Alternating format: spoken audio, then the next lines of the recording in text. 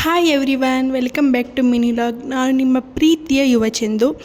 ಹಾಗೆ ಇವತ್ತು ಮಿನಿ ಲಾಗಲ್ಲಿ ಏನು ವಿಷಯ ಅಂತಂದರೆ, ತುಂಬ ದಿನಗಳ ನಂತರ ನಾನು ನಮ್ಮ ಚಿಕ್ಕಮ್ಮನ ಮಕ್ಕಳನ್ನ ಮೀಟ್ ಮಾಡೋಣ ಅಂತ ಹೋಗ್ತಾ ಇದ್ದೀವಿ. ಅವರಿರೋದು ಮೈಸೂರಲ್ಲಿ. ಹಾಗೆ ನನ್ನದು ಡ್ಯೂಟಿ ಮುಗಿಸಿ ನಾನು ಅಮ್ಮ ಜೊತೆಗೆ ಹೋಗ್ತಾ ಇದ್ದೀವಿ. ನಾವು ಹೋಗೋದು ಅವರಿಗೆ ಗೊತ್ತಿಲ್ಲ. ಹಾಗೆ ಸುಮ್ಮನೆ ಸರ್ಪ್ರೈಸ್ ಕೊಡೋಣ ಅಂತ ಅವ್ರ ಮನೆಗೆ ಹೋದ್ವಿ.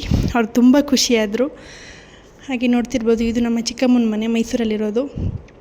ಹಾಗೆ ಅವ್ರಿಗೆ 3 ಜನ ಮಕ್ಕಳು, ಎಲ್ಲರೂ ಕೂಡ ಓದ್ತಾ ಇದ್ದಾರೆ.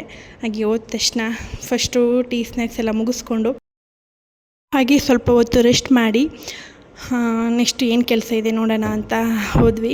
ಹಾಗೆ ನಮ್ಮ ಆಂಟಿ ಮನೇಲಿ ಹೂವು ಕಟ್ಟಿ ಮಾರ್ತಾರೆ. ಅದರಿಂದ ಹೂವೆಲ್ಲ ಕಟ್ಕೊಟ್ಟು ಅವ್ರಿಗೂ ಸ್ವಲ್ಪ ಕೆಲಸ ಮಾಡ್ತಿದ್ದಾರಲ್ಲ ಹೆಲ್ಪ್ ಎಲ್ಲ ಮಾಡಿ ಸ್ವಲ್ಪ ಹೊತ್ತು ಕೂತ್ಕೊಂಡು ಚೆನ್ನಾಗಿ ಆಟ ಎಲ್ಲ ಹೊಡೆದ್ವಿ. ಹಾಗೆ ಪಾಪು ಬಂದಿತ್ತು.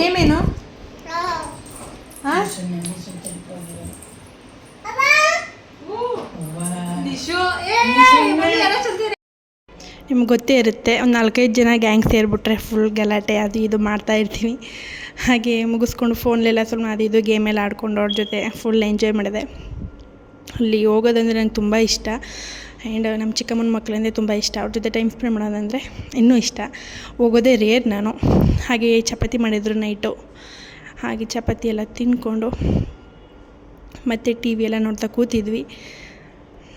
ನಾನು ಚಪಾತಿ ತಿಂತಾಯಿದ್ದೀನಿ. ಆ್ಯಂಡ್ ನಾವು ನಮ್ಮೂರಲ್ಲೇ ಜಾತ್ರೆ ಆಗಿತ್ತಲ್ಲ, ಅದರಿಂದ ಕಜ್ಜಾಯ ಅಂದರೆ ತುಂಬ ಇಷ್ಟ, ತೊಗೊಂಡೋಗಿದ್ವಿ.